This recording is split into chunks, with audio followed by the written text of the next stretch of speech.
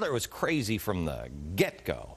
But there was also, I want to go to another kind of parallel here, because I personally think that we are, and my Uncle Leo would tell you until the end with Mussolini, that wasn't necessarily a bad thing. I think we have, when you add people looking for a savior, when you add people looking for somebody can save us and has the answer, you can easily go to somebody who's a sex symbol, who's good, good looking, great communicator, et cetera, not really listen to what they're doing. Let me go to Robert Golatly. I want to bring in this parallel here on, Robert, let's look at some of the stresses that had in Russia that we're seeing now that I think are real parallels that I've read in your book that I find striking. For instance, the Eat the Rich movement, the using of classes to tear a nation apart and pit neighbor against neighbor. Can you give some of the... Go ahead. Well, the Russian Revolution came at the end of a disastrous First World War, and the people were hungry, and there was a great desire to get out of the war. Lenin came back to Russia brought there by the Germans, incidentally, to try to bring about a revolution, and he did it cunningly by offering poor peasants land, people bread, and the army peace.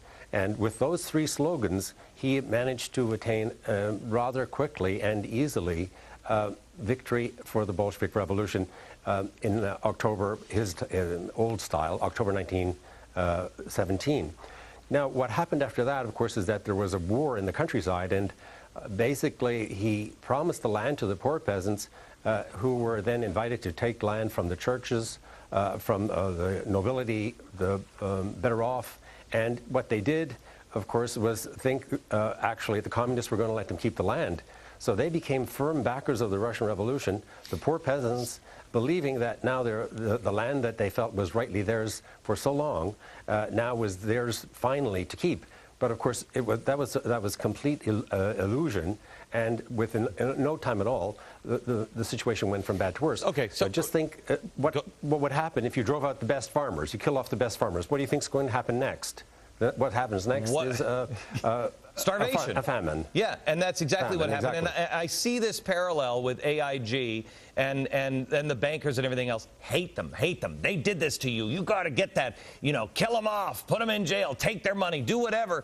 Who's going to run these things? They have expertise that most don't. Let me go to Amity. Do you have any or anybody, is anybody watching the news today and seeing things that don't have to repeat? We don't have to repeat the past. But when you, as a historian, and you know history, don't you look at today and go, wait. Everybody knows what we're doing, right? Everybody's aware this is dangerous territory that we're walking down. Yes, Glenn, there's a variant of what you said before. Politicians who can't remember the past condemn the rest of us to repeat it. Right. And so you get a feeling in Washington they haven't thought about what government can do before. I prefer to call it statism, the ever-expanding state, what we're talking about, which then corrupts, which then sometimes leads to war. And yes, I see when we look at companies and blame them, no good outcome, because those companies are also often the source of our prosperity and our return to prosperity. So you can be mad at certain AIG executives that they didn't forego their bonus, or that they were too lawyerly in writing it all out this winter and tricking people with Congress. And yes, there are bad people at all companies, but if we blame AIG, we also hurt a lot of other companies. If we blame bonuses, we hurt those who will carry our recovery. Right. We're going to a place, RJ, that a lot of people say that America could never go down this road. Never, ever go down this road. Most people don't, and I didn't either until I really started reading everybody's books here, everybody involved. We've already been down this road, and we're going to get into that a little bit later, but I want to ask you, the turning point seems to be a guy that everybody, so many people say, oh, Teddy Roosevelt, he was fantastic. But he captured the Republicans where Woodrow Wilson and FDR captured the Democrats for this progressive movement and took us fundamentally off the tracks that our founders had built and moved us into another direction. True or false, and can you explain? Yeah, I think that's very true. And you have to remember, TR, the great difficulty with TR is he's just such a likable fellow, and he's a great American character. Many people who consider themselves to be conservative and patriotic are attracted to his military heroism. This is a guy, you know, who of course was shot giving a speech in 1912 and insisted on staying for the full 90 minutes and finishing his speech. It's hard not to be attracted to a guy like that. You know, the problem is that TR, as you said, was an ardent progressive in his understanding of government. Just to give you a couple examples, in the New Nationalism speech that he gave in 1910, which sort of set the theme for his later run again at the presidency, TR was very clear. He said that the national government must be able to sit in judgment of the earning of private wealth. The national government must be able to sit in judgment of how private wealth is used.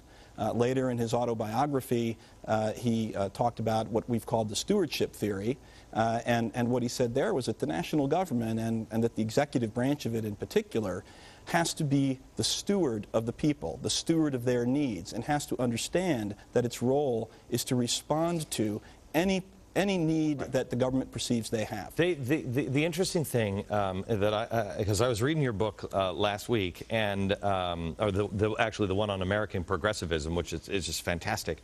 And I'm reading it, and I'm reading the words of Teddy Roosevelt and how they viewed the President of the United States, that he had the power of the people. He was the one. He should have this cleared out power to be able to respond in a democratic fashion, democracy, not republic, democracy, have the people behind him. It was like 2 days later that I read that, you know, Obama had fired one of the CEOs over at General Motors, but Michael Moore posted and said, people are saying, what can we do about it? Nothing. You can't stop him because Obama has the power of the people, and we have given him the right to do whatever he sees fit. And I thought, that's it. Progressive fascism, it's here. Okay, back in just a second. The most Hispanic, in my opinion,